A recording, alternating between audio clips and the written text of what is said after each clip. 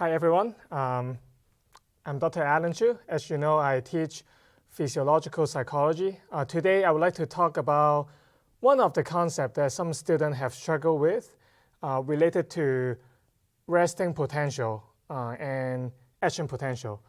So what you see here, this circle is a neuron, and this is a nucleus.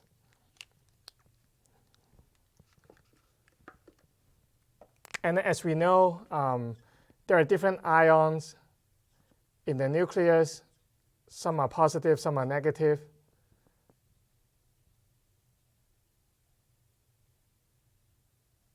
So for example, these ones are the negative ions, such as chloride ions.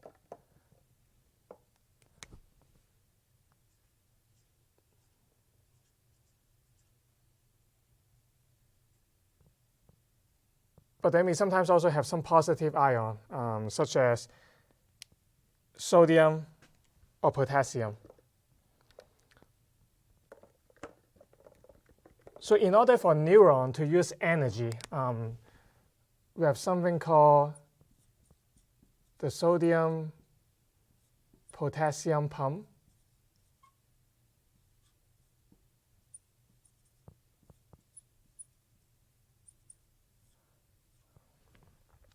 Which means that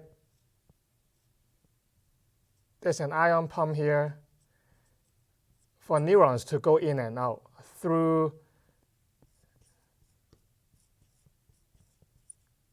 diffusion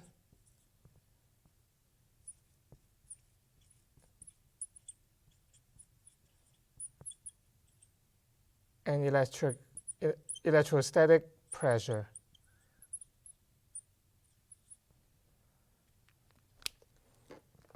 So normally, in the ion pump,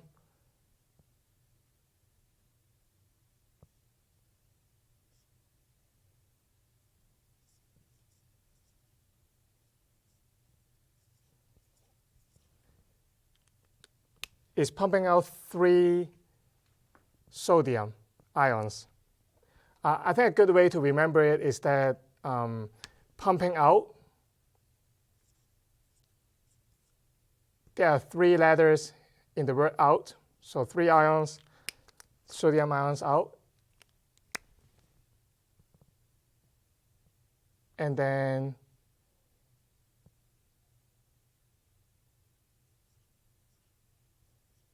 two potassium ions in. So in, there are 2 letters in the word in, so 2 potassium in. So through this process, as you know, there will be more positive ion out than positive ion in, which means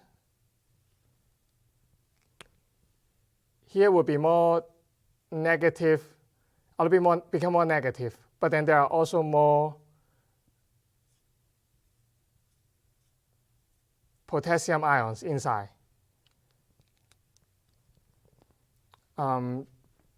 After the first step with the ion pump, here's where the diffusion occurs.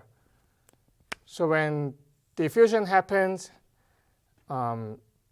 potassium are small enough to go outside the cell membrane. And that's what we call membrane permeability or selective permeability.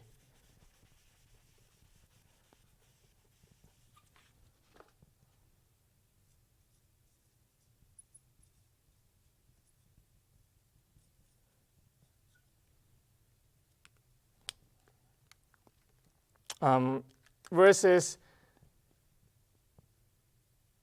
the sodium ions, they tend to be bigger and they are not allowed to enter in. So in this case, this is becoming more and more negative. So after the potassium ions go out of the neuron, the electrostatic pressure we'll draw them back in. Okay. So this is for electrostatic pressure. This is the diffusion. Okay. So diffusion is just because the concentration is too high. It's just like water. If you put some salt in water in one place, the salt would diffuse to the other place. The same case here. The concentration is too high. It diffuses out of the membrane. But then when it becomes more negative, the electrostatic pressure draws the positive ions back, because the opposite sign attract back to the neurons. So this process keeps happening in the resting potential.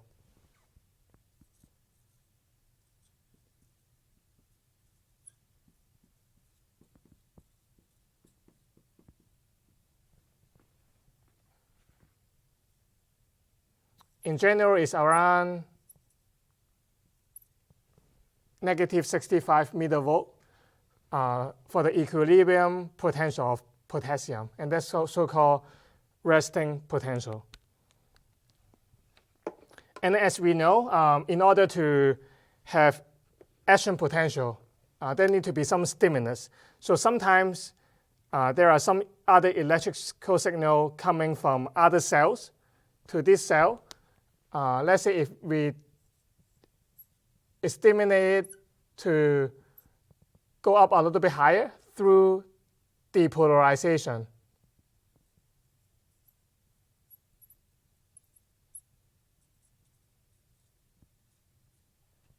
Then action potential will occur.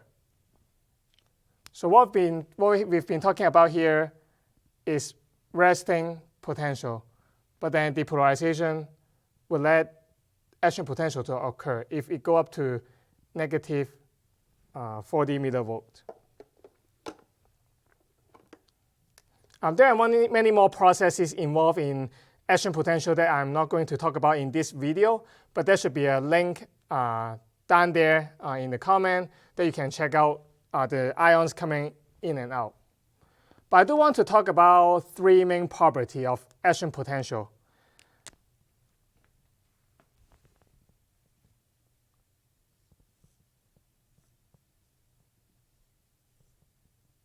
My drawing is not the best, but you can imagine this is a toilet. Action potential actually have properties that are similar to a toilet. The analogy that may help you remember those properties. So when we have action potential, there are three main properties.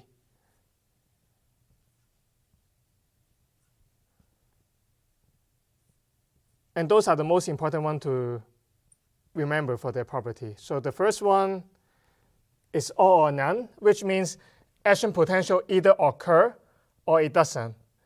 So if it hit the threshold of negative 40 millivolt, action potential would occur like a spike. But if it's not large enough, it doesn't occur at all. Even though the stimulus is larger, it's not going to be a larger action potential. It's still the same millivolt, the same voltage change in the cell. And a good way to think about it is when we flush the toilet, even though we press the lever harder, the flush will still be the same, right? It wouldn't flush faster, it wouldn't flush harder.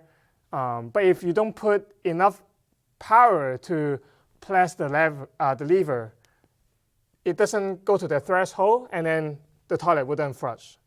It's the same concept, all or none property. It either fire or it doesn't fire through depolarization and action potential.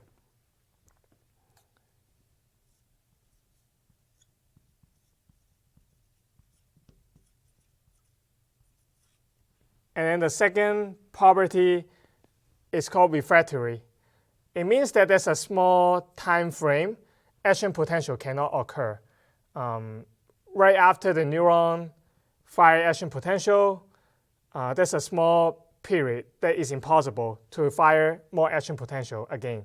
So there's a a slight delay before another action potential could occur. Same as flushing a toilet. If you flush it once and then you flush it immediately, it wouldn't flush again. You gotta wait for the water to be in the tank, fill the tank before you flush it again.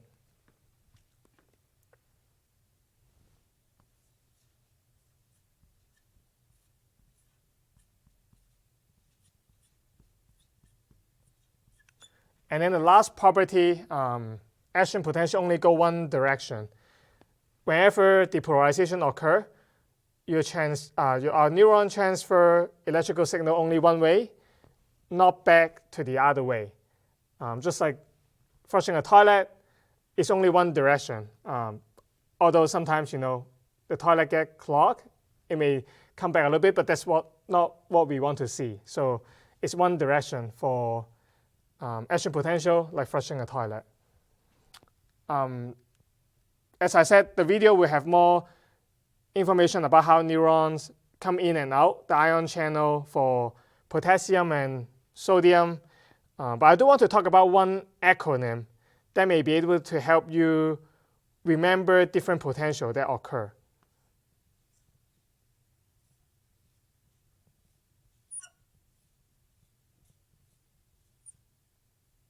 So I'd like to use the acronym radar. So R means resting potential. So at the beginning, it's resting potential around negative 65 millivolts. So this is resting potential. And then A means action potential. So action potential occur when there's enough depolarization. Remember, it's depolarization. Sometimes some student would mix depolarization with hyperpolarization because the word hyper seems to make things happen, but in this case should be depolarization, make action potential happen. So we have action potential here through depolarization. And then after action potential, there's a small adjustment period called after potential. And then finally, R is go back to resting potential of about negative 65 millivolts. Again, this is just an estimate. Sometimes it's a little higher, a little lower, but it's not going to be hitting the threshold of negative 40. So I hope this video is helpful for you to understand the sodium-potassium pump, how ions go in and out through diffusion, electrostatic pressure, and then how action potential happen, their properties. And remember, it only happens when depolarization occur and then hit the threshold. That's the only way for action potential to fire, not hyperpolarization for sure. All right, I hope this is helpful. I'll try to do more video at some point, and then I'll see you later.